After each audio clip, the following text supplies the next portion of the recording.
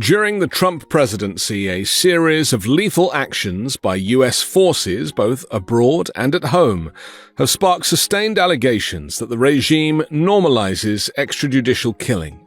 From airstrikes on small boats in international waters to opaque bombing campaigns in West Africa to fatal encounters between federal agents and civilians on U.S. soil, critics argue that the Trump regime is repeatedly stretching, reinterpreting, or ignoring legal limits on the use of lethal force.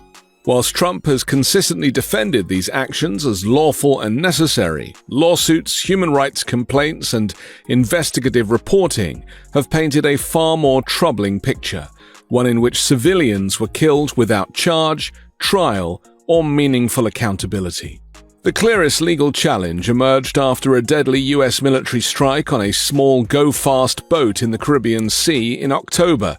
Two men from Las Cuevas, a fishing village in Trinidad, 26-year-old Chad Joseph and 41-year-old Rishi Samaru, were among 6 people killed when their vessel was destroyed by a U.S. airstrike while returning from Venezuela.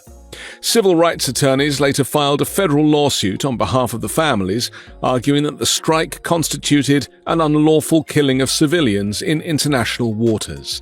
According to the complaint, neither Joseph nor Samaru was charged with any crime, and no evidence was publicly produced showing the boat carried weapons, drugs, or contraband. The Trump White House publicly claimed the vessel was affiliated with a designated terrorist organization, but declined to specify which group or explain how the determination was made. Trump himself shared footage of the strike online, celebrating it as a lethal kinetic action authorized under his standing powers as commander-in-chief. Legal scholars have said the strike was part of a broader and unprecedented bombing campaign targeting small boats allegedly linked to criminal networks. By the time the Trinidad case was filed, dozens of similar strikes had reportedly been carried out, with an estimated death toll exceeding 100. The family's lawsuit, filed under Admiralty law and invoking statutes such as the Alien Tort Statute and the Death on the High Seas Act, argues that these killings were premeditated, intentional, and lacked a plausible legal basis.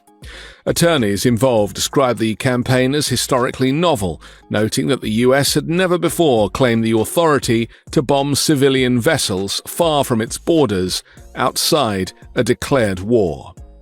For the families, the issue was simple. If the men were suspected of wrongdoing, they should have been arrested and tried, not killed without warning.